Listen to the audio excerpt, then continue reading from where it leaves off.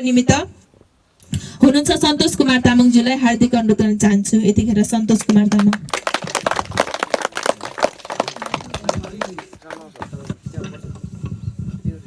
Hello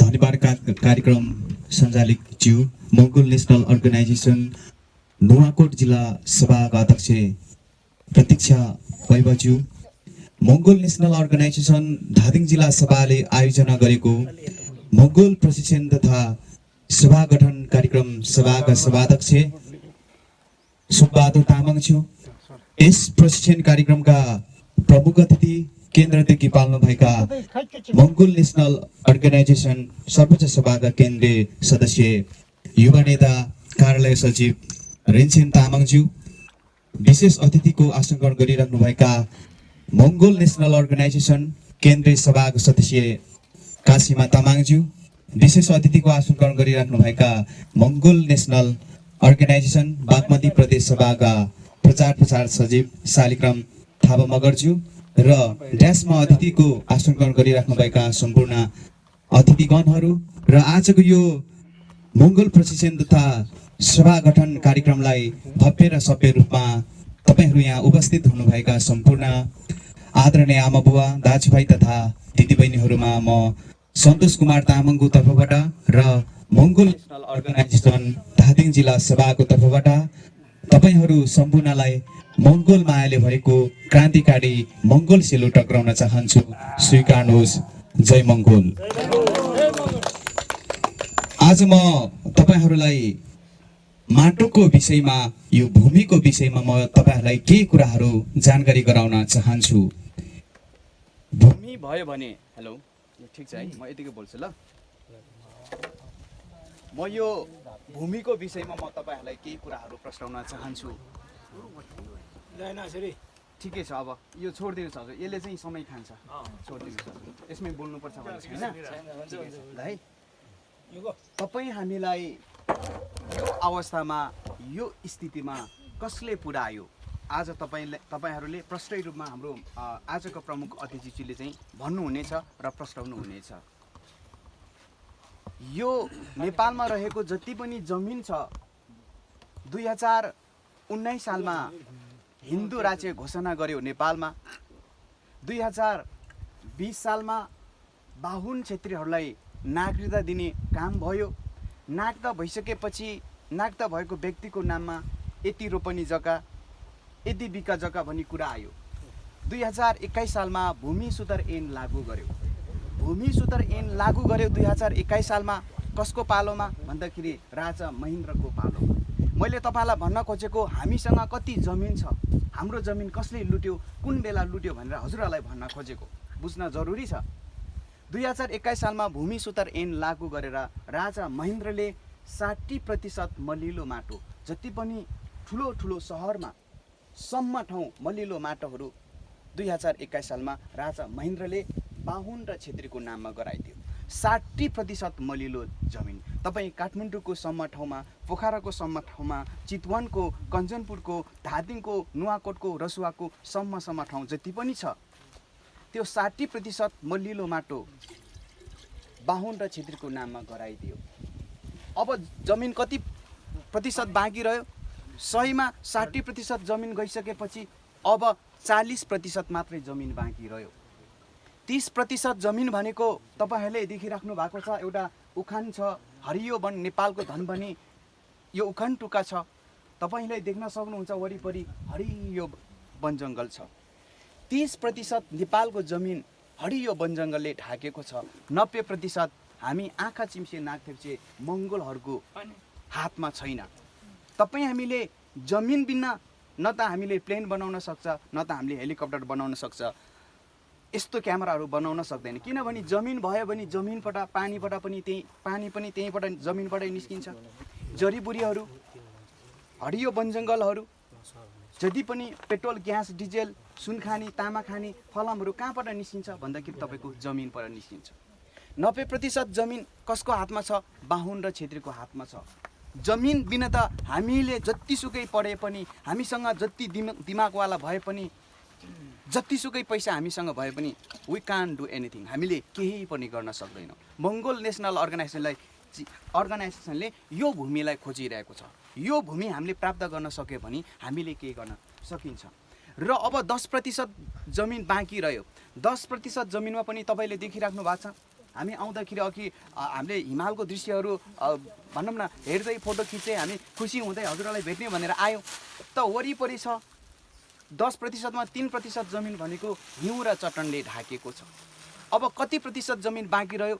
7% जमिन बाँकी रह्यो। फेरि पनि म एकपटक तपाईँलाई भन्न चाहन्छु, 60% जमिन बाहुन र छेत्रीको नाममा छ। 30% जमिन हरियो वनजङ्गलले ढाकेको छ। 10% जमिनमा 3% भनेको हिउँ र चट्टानले ढाकेको छ। अब 7% जमिन बाँकी रह्यो। 7% जमिन कसको नाममा छ? नेपालका 80% अहिन्दू मूलवासी मङ्गोलहरूको नाममा छ। कसको नाममा? घले, मगर, गुरुङ, राई, लिम्बू, तामाङ, थकाली, शेर्पा, हिमाल, मेचे, चौधरी, थारू, नेवार, कोचे, मेचे, दमै, कामी, च्यामे, पोरे, सुरेल, जुरेलको नाममा छ 7% जमिन। त्यो कस्तो ठाउँमा भन्दाखेरि भिरालो पाखामा जहाँ बाँदर चढ्दा पनि लड्ला जस्तो, बाँदर चढ्दा जो बाँदर पनि तपाईँको डर मान्छ लड्ला कि भनेर, त्यस्तो ठाउँमा हामीलाई राखेको छ। हाम्रो भूमि कसले लुटेको रहेछ भन्दाखेरि बाहुन र छेत्रीले लुट्यो। आजको प्रमुख अतिथिज्यूले तपाईँहरूलाई बाहुन छेत्री कहाँ उत्पत्ति भयो, कसरी नेपाल आयो, हाम्रो भूमि कसरी लुट्यो भन्ने कुरा तपाईँहरूले प्रश्न सक्नुहुन्छ। जबसम्म यो भूमि तपाईँ हामी आँखा चिम्से नाक थेप्चेहरूको हातमा आउँदैन, तबसम्म तपाईँ हामीले चाहेर यो देशमा विकास गर्न सक्दैन। किनभने विकास गर्नको लागि तपाईँलाई थाहा छ पुल बनाउनु पर्यो, के चाहिन्छ? पुल बनाउनु पर्यो, तपाईँको फलम चाहिन्छ। फलम कहाँबाट निस्किन्छ तपाईँलाई थाहा छ? कहाँ पाउँछ फलम? जमिनमा पाउँछ। यो तपाईँको जमिन होइन भने यहाँ सुन खानी भए पनि, तामा खानी भए पनि, हिराको खानी भए पनि तपाईँले पाउनुहुन्छ? पाउँदैन। आदिवासी जनजातिले त पाउँदैन, मूलवासीले मात्रै पाउँछ। त्यस कारणले गर्दा हामीसँग जमिन छैन, तर हामी धेरै धनी छौँ। जमिनमा के अटेको हुन्छ? हिमाल अटेको हुन्छ। हिमालबाट बगेको जुन हिउँ पग्लेर बगेको जति पनि खोला छ, खोलाबाट हामी के उत्पादन गर्छौँ?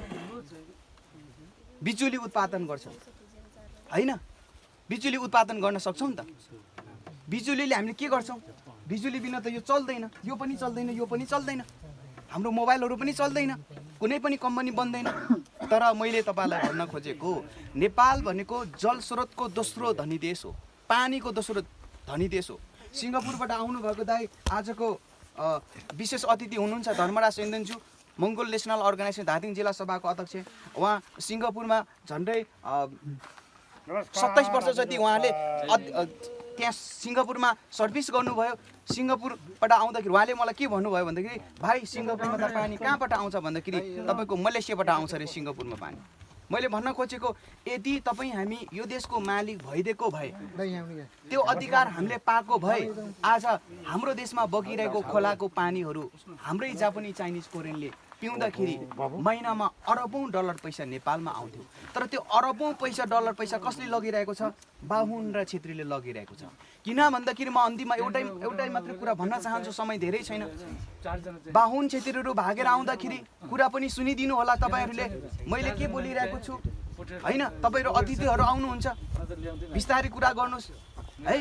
बाहुन छेत्रीहरू भागेर आउँदाखेरि हाम्रो पुर्खा 24वटा राजाहरू हुनुहुन्थ्यो। धादिङमा के थियो, कसले शासन गरिरहेको, त्यतातिर ध्यान नदिनुहोस् तपाईँले, यता ध्यान दिनुहोस्। वाइबा राजाले शासन गरिरहेको थियो धादिङमा। धादिङको सेमजुङको वाइबा राजालाई पनि यापिङ खोलामा मित लाउने बाहनामा मारिदियो। घले राजालाई पनि मारिदियो। रामेछापको दरङबामा घिसिङ राजालाई पनि मारिदियो। नुवाकोटको ककनीमा रुम्बा राजालाई पनि मारिदियो। काफ्रेको तेमालको रिन्छेन तामाङलाई पनि मारिदियो। 24वटा राजा बाहुन क्षेत्रीय नेपालमा पाइला टेक्नुभन्दा अगाडि 24वटा मगर, गुरुङ, राई, लिम्बू, तामाङ अथवा जेठा, माइला, साइला, ठाइला, अनेर चन्द्रले चाहिँ 24वटा राज्य थियो नेपालमा। हाम्रै आँखा चिम्से नाक थेप्चे थियो त्यो देशको मालिक। तर बाहुन क्षेत्रीहरू नेपालमा पाइला टेक्दाखेरि महाराज मलाई बाँस दियो भन्यो, हाम्रो आँखा चिम्से नाक थेप्चे बाँस दियो। महाराज मलाई कपास दियो भन्यो, हाम्रो पुर्खाले कपास दियो। घाँस दियो भन्यो, हाम्रो पुर्खाले घाँस दियो। गर्दा गर्दा बाहुन छेत्री यहाँ बस्यो। बाहुन छेत्रीले के माग्यो, महाराज अलिकति मलाई भूमिदान गरिदिनुहोस् न, म फर्सी रोपेर खान्छु भनेर भन्यो। यङ्गे पुर्खामा चाहिँ जग्गा नै पिन्छे।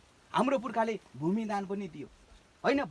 भूमि मात्रै भएर नहुँदो रहेछ, माटोमा त मल हाल्नुपर्ने रहेछ अनि मात्रै फल दिँदो रहेछ भनेर हजुर मलाई गौदान देऊ महाराज भनेर जियार्दीहरूले हाम्रो पुर्खालाई गौदान माग्यो अथवा गाईदान माग्यो, गाईदान पनि दियो। त्यसपछि होइन महाराज भूमि मात्रै भएर नहुँदो रहेछ, भूमिमा त मल हाल्नुपर्ने रहेछ, मल पनि हाल्यो, मल मात्रै हालेर नहुँदो रहेछ, काम गर्ने मान्छे चाहिने रहेछ। हजुर कन्यादान दिनु पर्यो, हजुरहरूको राम्रो राम्रो छोरी चेली दिनु पर्यो भनेर भन्यो जियार्दीहरूले। हाम्रो पुर्खाले लानुहोस् न हजुर भनेर कन्यादान पनि कसलाई दियो, हाम्रो पुर्खाले जियार्दीहरूलाई बाहुन छेत्रीलाई दियो। गर्दा गर्दा बाहुन छेत्रीलाई अन्तिममा के माग्यो, अब तपाईँहरूले हामीलाई भूमिदान पनि गर्नुभयो, कन्यादान पनि गर्नुभयो, गौदान पनि दिनुभयो, अब हामीलाई तपाईँहरू आँखा चिम्से नाक थिप्से मगर गुरुङ राई लिम्बू तामाङले अब मतदान दिनुहोस् भनेर दियो। यङ्गे मिमाचे काङ्ग्रेस भनेर हामीले भोट दियौँ, दिलमान पाक्रिङज्यूलाई भोट दियौँ, दिलमान पाक्रिङ तथा शेरबहादुर देउवालाई दिन गयो। बुद्धिमान तामाङलाई दियौँ हामीले, विश्व हिन्दू महासङ्घ राप्रपालाई दियो जसले चाहिँ यो देशमा हिन्दू राज्य कायम गर्न चाहन्छ। धनबहादुर घडेलाई दियो, केबी शर्मा ओलीलाई दिन गयो। परशुराम तामाङलाई दियो, त्यही विश्व हिन्दू महासङ्घ अथवा यो देशमा तपाईँको हिन्दूको शासन चल्नुपर्छ, बाहुन र छेत्रीको मात्र शासन चल्नुपर्छ भन्ने मान्छेले दिन गयो। हामीले त केही पनि पाएन। अब बाहुन छेत्रीले हामीलाई के माग्दैछ, फेरि पनि हामीलाई मतदान माग्दैछ।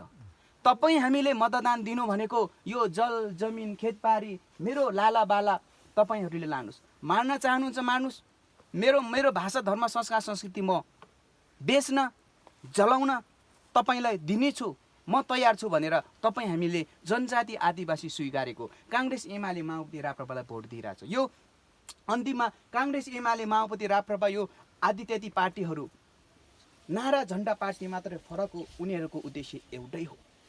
मङ्गोल नेसनल अर्गनाइजेसनले मात्रै तपाईँ हामीलाई पिउनदेखि राष्ट्रपतिसम्म हामीलाई बनाउने काम गर्छ, यो देशको जल जमिन जङ्गलको मालिक बनाउने काम गर्छ। त्यस कारणले गर्दा संसारकै सबैभन्दा ठुलो शक्ति भनेको राजनीति शक्ति हो। दिलमान दाईसँग गुन्डागर्दी गर्ने डनहरू छैन, छ, बुद्धिमान दाईसँग पनि छ, उहाँहरूसँग राजनीति शक्ति चाहिँ छैन, मसल पावर पनि छ, मनी पावर पनि छ, तर पोलिटिकल पावर छैन। राजनीति शक्ति नभएको कारणले गर्दा आज तपाईँ हामी यो देशको वैभव राजाको सन्तानहरू, घले राजाका सन्तानहरू, घिसिङ राजाका सन्तानहरू आज हुकुमबासीबाट तपाईँ हामीलाई सुकुमबासी बनाइसकेको छ। अब हामी हुकुमबासी हुने हो कि सुकुमबासी हुने भन्ने कुरा हो। त्यस कारणले गर्दा जो यो नेत्रवती डब्जङ गाउँपालिका वार्ड नम्बर 1 को यो पोल्चेत गाउँ यो सुन्दर बस्तीमा चाहिँ सम्पन्न हुन गइरहेको यो कार्यक्रममा तपाईँहरू आइदिनु भयो। अब तपाईँले आफ्नो भावी आउने लालाबालाको आफ्नो नाति पनातिले कस्तो सेवा सुविधा पाउँछ होला, उहाँहरू हुर्किँदाखेरि बढ्दाखेरि यो देश कस्तो हुन्छ होला भन्ने विषयमा तपाईँहरूले आज केही कुराहरू थाहा पाउनुहुनेछ। त्यस कारणले गर्दा तपाईँहरू सम्पूर्ण आइदिनु भयो, त्यसको लागि म मङ्गोल नेसनल अर्गनाइजेसन धादिङ जिल्ला सभाको तर्फबाट र पनि मेरो व्यक्तिगत तर्फबाट तपाईँहरू सम्पूर्णलाई धेरै धेरै धन्यवाद दिँदै म हजुरहरूको माझबाट बिदा हुन चाहन्छु। हस्त जय मङ्गोल।